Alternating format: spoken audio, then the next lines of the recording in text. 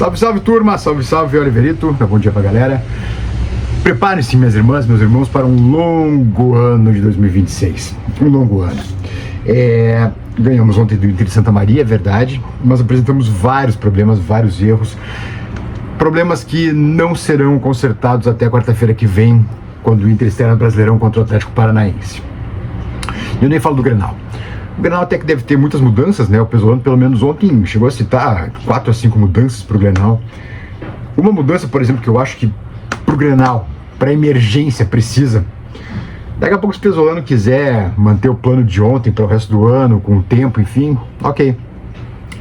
Agora, me parece que para domingo, para evitar um problema no Grenal, eu colocaria o Aguirre de lateral direito e botaria o Bruno Gomes pro meio campo.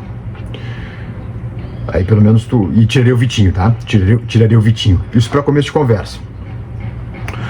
Reforçaria o meio campo, porque ontem, se é o Caxias ou o Juventude, e não o Inter de Santa Maria, o Inter tinha levado pelo menos 2 no primeiro tempo. Pelo menos 2. Porque o lado direito vazou, que era uma beleza. Nossa, vazou a noite inteira o lado direito. Só parou de vazar quando o Inter de Santa Maria cansou. Aí parou de vazar.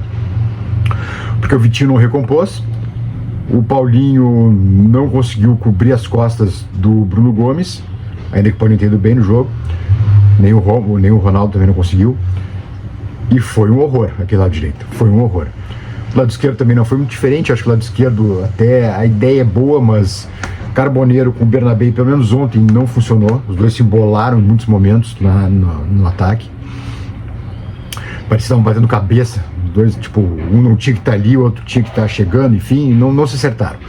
É claro que foi o primeiro jogo, eu sei disso, é só um rascunho ainda, mas para emergência de um Grenal de domingo, mas não vale nada até ali, né? Não vale nada a tabela, eu concordo, vale muito pouco para a tabela, sim. Talvez valha para definir lá adiante o jogo em casa, a decisão em casa. Agora, você sabe as consequências do Grenal, né? Ainda mais para um técnico estreante. Aliás, os dois técnicos estreantes, os dois técnicos estrangeiros. É a primeira vez que acontece isso, os dois técnicos serem estrangeiros no Grenal. Pelo menos nos tempos modernos, né? Lá em 1900 de rolha, talvez tenha acontecido e eu realmente não me lembro. Mas nos tempos modernos, com certeza, é a primeira vez. E me parece que é um jogo no qual tem que ter mais resguardos defensivos. Primeiro pensar em não perder, para depois pensar em ganhar. Porque o Grêmio está melhor armado, terminou o ano melhor, trouxe reforços muito melhores que os nossos. Então acho que é ser inteligente nesse jogo. Fazer um jogo de sobrevivência para aí depois pensar num jogo mais inteligente, num jogo mais propositivo contra o Atlético Paranaense no Beira-Rio na estreia do Brasileirão. Aí sim. Mas para domingo eu faria um time mais emergencial do que idealista, assim, do que uma ideia, assim, um plano de jogo, enfim, as ideias do treinador, a forma como o treinador joga, a forma pela qual ele foi contratado para jogar. Domingo eu farei uma emergência, um time de emergência para sobreviver ao Grenal, porque o Grêmio está com mais time e eu não tenho dúvida, o Grêmio é favorito pro jogo. É verdade que na tabela não deve ter muita consequência, a não ser definir, de repente, a final do campeonato em casa. Mas animicamente pode ter consequências, dependendo do que acontecer.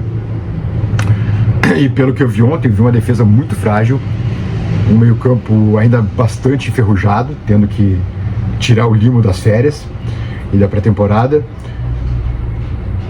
e atacantes que começaram a funcionar lá no segundo tempo, quando o Carboneiro passou a correr pela ponta e comer para o meio-campo, comer para dentro, para fazer o facão para jogar mais por dentro. O Vitinho não conseguiu funcionar, não funcionou nem na recomposição. Então essas são minhas preocupações. Outra preocupação grande é: tu não faz time sem ter um centroavante, sem ter um 9. O Inter ontem teve 23 chances de gols, 23 conclusões, fez 2 gols, fez mais 2 com o Borré, ambos impedidos, e aliás impedimentos bem marcados. E ainda o Borré levou duas boladas no lombo, né? Foi zagueiro 2 vezes. O Inter concluiu 2 vezes a gol, e nas 2 vezes que a bola ia ao gol, ele estava no meio do caminho e a bola bateu nas costas dele. O Inter não tem um matador, o Inter precisa de um 9 urgentemente, seja ele com o nome de Alejandro, de Nilson, de Romário, de Pedro, de José, de João, não interessa. O Inter precisa de um centroavante, alguém de área, alguém que faça gols. E é urgente isso, é urgente. Caso contrário, a gente não vai a lugar nenhum.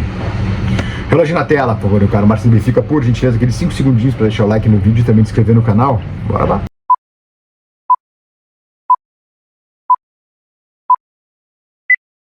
Vamos lá, turma, daqui a pouquinho tem a apresentação do Vijagra, né?